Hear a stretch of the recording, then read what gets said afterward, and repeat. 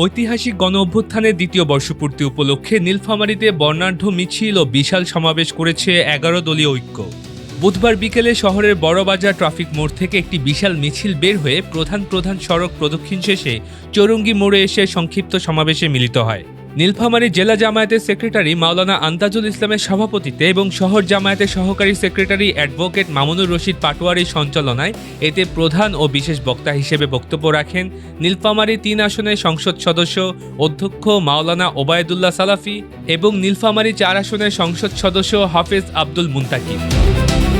সমাবেশে আরও বক্তব্য রাখেন জেলা জামায়াতের কর্মপরিষদ সদস্য ও পৌর মেয়র প্রার্থী মুক্তিযোদ্ধা মনিরুজ্জামান মন্টু, শহর জামায়াতের সেক্রেটারি অ্যাডভোকেট আনিসুর রহমান আজাদ, ইসলামী ছাত্র শিবিরের জেলা সভাপতি সেলিম উদ্দিন এবং এনসিপির জেলা আহ্বায়ক আব্দুল মজিদ।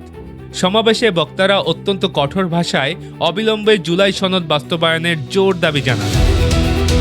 নেতারা বলেন, ছাত্র জনতা রক্তক্ষয়ী গণ অভ্যুত্থানে ২ বছর পার হলেও রাজনৈতিক দলগুলোর উদাসীনতায় এখনো জুলাই সনদ বাস্তবায়িত হয়নি। অক্ষরে অক্ষরে বাস্তবায়ন করবে, কিন্তু আমরা গত ৬ মাসে কি দেখলাম?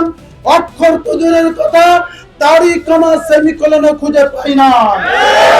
নীলফামারীবাসী, আমরা বলে দিতে চাই, আপনাদেরকে জুলাই সনদ বাস্তবায়ন করা লাগবে না। আপনারা আসেন, জনগণের কাতারে দাঁড়ান।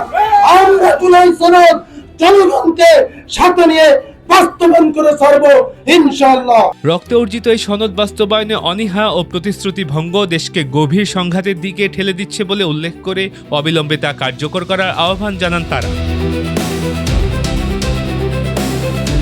Multimedia desk, Dinajpur TV.